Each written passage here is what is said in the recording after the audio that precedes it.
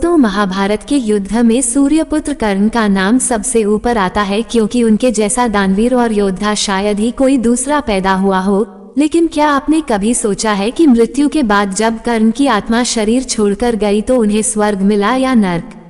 ये सवाल सुनने में जितना साधारण लगता है, इसका उत्तर उतना ही चौंका देने वाला है। अक्सर हम सोचते हैं कि अच्छे कर्म करने वाले को स्वर्ग मिलता है, पर कर्ण के साथ जो हुआ वो विधि का ऐसा विधान था जिसे सुनकर देवता भी दंग रह गए थे। आज की इस वीडियो में हम आपको कर्ण की मृत्यु के बाद की वो अनसुनी यात्रा बताएंगे जो आज तक रहस्य बनी हुई है। इस सच को जानने के लिए और कर्ण के अंतिम सफर का गवाह बनने के लिए हमारे साथ वीडियो के अंत तक बने रहिए, क्योंकि असली सच वो नहीं है जो हमें दिखाया गया था, बल्कि कुछ और ही है। जैसे ही कुरुक्षेत्र के मैदान में कर्ण का वध हुआ, उनकी आत्मा शरीर से निकलकर सीधे यमलोक की ओर बढ़ी, जहां धर्मराज यम और चित्रगुप्त उनका इंतजार कर रहे थे।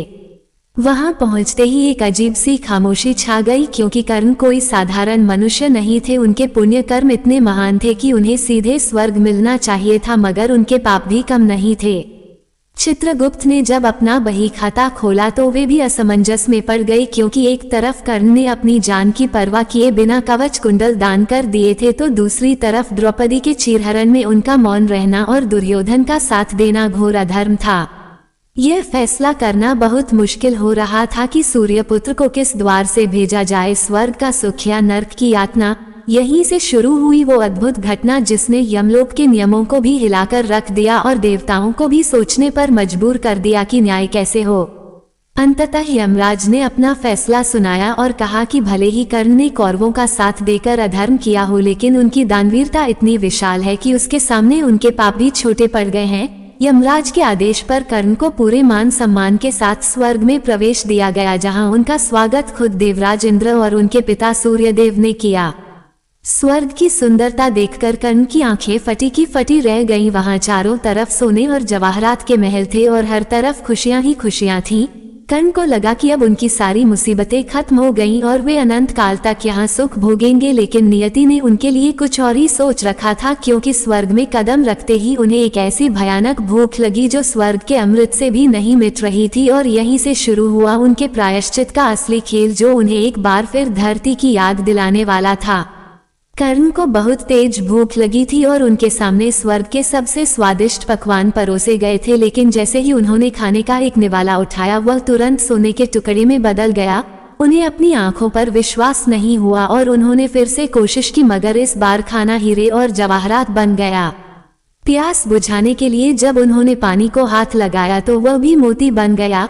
कर्ण भूख और प्यास से तड़पने लगे और उन्हें समझ नहीं आ रहा था कि आखिर उनके साथ ऐसा क्यों हो रहा है। उन्होंने जीवन भर इतना दान किया, लोगों को इतना सोना चांदी दिया, फिर भी स्वर्ग में उन्हें खाने को अन्न का एक दाना भी नसीब क्यों नहीं हो रहा। कर्ण की यह हालत देखकर इंद्रदेव प्रकट हुए और उन्होंने कर्ण को बताया कि यह तुम्हारे ही कर्मों का फल है, क्योंकि तुमने जीवन भर सोना तो बहुत दान किया, लेकिन कभी अपने पूर्वजों के नाम पर अन्न दान नहीं किया, इसलिए तुम्हें यहाँ धन तो मिल रहा है पर भोजन नहीं। इंद्र की बात सुनकर कर्ण को गहरा धक्का लगा और उन्होंने हाथ जोड़कर कहा कि हे देव, इसमें मेरा क्या दोष है। मुझे तो जीवन भर यही पता था कि मैं एक सूतपुत्र हूँ और राधा अधीर थी मेरे माता पिता हैं। मुझे अपने असली पूर्वजों यानी क्षत्रियों के बारे में मृत्यु से कुछ ही समय पहले पता चला था, इसलिए मैंने अनजाने में अपने पितरों का तर्पण नहीं किया। कर्ण का तर्क बिल्कुल सही था, क्योंकि उन्होंने जानबूझकर यह भूल नहीं की थी और उनकी यह व्यथा सुनकर यमराज और इंद्रदेव को भी उन पर दया आ गई। देवताओं ने आपस में विचार किया और माना कि कर्ण के साथ अन्याय नहीं होना चाहिए, क्योंकि वे एक महान दानी हैं। इसके बाद यमराज ने कर्ण को एक विशेष अवसर देने का निर्णय लिया और कहा कि तुम्हें अपनी भूल सुधारने के लिए वापस धरती पर जाना होगा। यह एक ऐसा मौका था जो विरले ही किसी जीवात्मा को मिलता है। यमराज ने कर्ण को 16 दिनों के लिए वापस धरती पर जाने की अनुमति दे दी, ताकि वे अपने पूर्वजों का तर्पण कर सके और अन्न दान करके अपनी भूख का समाधान कर सके। ये वही समय था जिसे आज हम पितृपक्ष के नाम से जानते हैं। कर्ण तुरंत धरती पर लौटे, लेकिन इस बार उनके हाथ में धनुष या सोना नहीं था, बल्कि उनके मन में केवल दान और सेवा का भाव था। इन 16 दिनों में कर्ण ने दिल खोलकर गरीबों और ब्राह्मणों को भोजन कराया और अपने पूर्वजों को जल अर्पण किया। उन्होंने हर उस भूखे को खाना खिलाया जो उनके द्वार पर आया और यह सुनिश्चित किया कि उनके हाथों से अन्न का इतना दान हो जाए कि स्वर्ग में भी उन्हें कभी भूखा न रहना पड़े। ये कर्ण का असली प्रायश्चित था, जिसने साबित कर दिया कि वे न केवल धन के दानी थे बल्कि अपनी गलतियों को सुधारने वाले एक सच्चे महापुरुष भी थे। 16 दिन का समय पूरा होने के बाद जब कर्ण वापस स्वर्गलोक लौटे तो उनके मन में एक अजीब सी घबराहट थी कि क्या अब उन्हें भोजन मिल पाएगा या फिर वही सोने के टुकड़े मिलेंगे। जैसे ही उन्होंने भोजन की थाली की ओर हाथ बढ़ाया तो चमत्कार हो गया और इस बार भोजन सोना नहीं बना बल्कि स्वादिष्ट अन्न ही रहा। कर्ण ने भरपेट खाना खाया और उनकी आत्मा को जो तृप्ति मिली वह किसी भी युद्ध को जीतने से बड़ी थी। यमराज ने मुस्कुराते हुए कर्ण से कहा कि तुमने अपनी भूल सुधार ली है और अब तुम्हें स्वर्ग के सभी सुख भोगने का अधिकार है। कर्ण के इस कर्म से देवता इतने प्रसन्न हुए कि उन्होंने घोषणा कर दी कि जो भी मनुष्य इन 16 दिनों में अपने पितरों के लिए अन्नदान और तर्पण करेगा उसके पितर कभी भूखे नहीं रहेंगे और उसे मोक्ष की प्राप्ति होगी। इसी घटना के बाद से धरती पर पितृपक्ष की परंपरा शुरू हुई जो आज भी मनाई जाती है। कहानी यहीं खत्म नहीं होती, क्योंकि इसके बाद एक और ऐसा सच सामने आया जिसने पांडवों के होश उड़ा दिए। जब महाभारत युद्ध के कई सालों बाद युधिष्ठिर सशरीर स्वर्ग पहुंचे तो उन्हें वहां अपने भाई नहीं मिले, लेकिन उन्होंने देखा कि दुर्योधन और कर्ण एक दिव्य सिंहासन पर बैठे हैं। युधिष्ठिर को अपनी आंखों पर यकीन नहीं हुआ कि जिस कर्ण को उन्होंने अधर्मी समझा था वो देवताओं के बीच सूर्य की तरह चमक रहा था।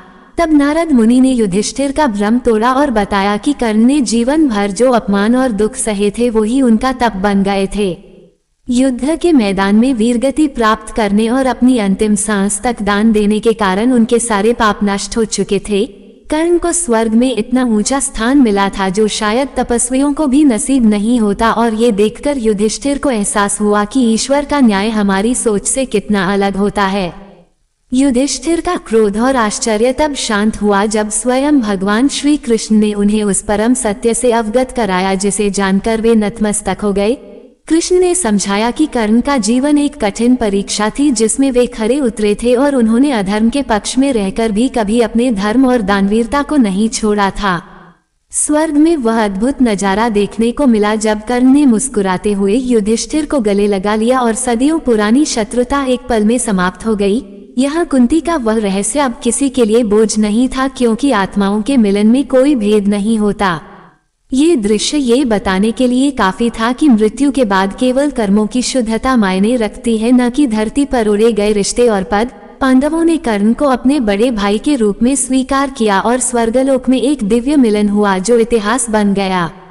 कर्ण की यह गाथा हमें एक बहुत बड़ी सीख देती है कि मनुष्य का जन्म चाहे कैसी भी परिस्थितियों में हुआ हो, लेकिन उसके कर्म ही उसकी असली पहचान बनाते हैं।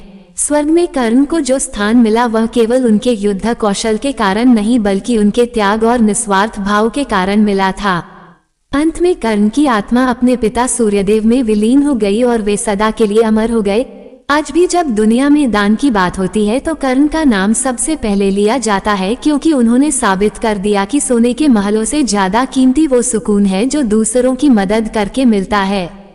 उनकी मृत्यु के बाद की यह यात्रा बताती है कि ईश्वर की अदालत में न्याय में देर हो सकती है लेकिन अंधेर नहीं। कर्ण का जीवन और मरण दोनों ही एक रहस्यमय पहेली थे जो अंततः प्रकाश की ओर ले गए और उन्होंने दुनिया को धर्म का एक नया अर्थ समझाया। दोस्तों, कर्ण की यह अनदेखी यात्रा हमें सोचने पर मजबूर कर देती है कि हम अपने जीवन में क्या जमा कर रहे हैं, सोना चांदी या पुण्य, क्योंकि अंत समय में जब शरीर राख बन जाता है तो केवल हमारे कर्म और दान ही हमारे साथ जाते हैं। कर्ण ने साबित कर दिया कि परिस्थितियां चाहे कितनी भी विपरीत क्यों न हो, इंसान अपनी नियत और त्याग से भगवान को भी झुकने पर मजबूर कर सकता है। आज के कलयुग में हम कर्ण जैसा तो नहीं बन सकते, पर उनकी तरह किसी भूखे को खाना तो खिला ही सकते हैं। आपको क्या लगता है कि महाभारत में कर्ण के साथ न्याय हुआ या अन्याय? अपने विचार कमेंट में जरूर लिखें, और अगर सूर्यपुत्र की इस दिव्य कथा ने आपके दिल को छू लिया हो तो कमेंट में दानवीर कर्ण लिखना न भूलें। ऐसी ही और रोमांचक पौराणिक कहानियों के लिए वीडियो को लाइक करें और चैनल को सब्सक्राइब करके हमारे परिवार का हिस्सा बने। मिलते हैं अगली वीडियो में एक नए रहस्य के साथ।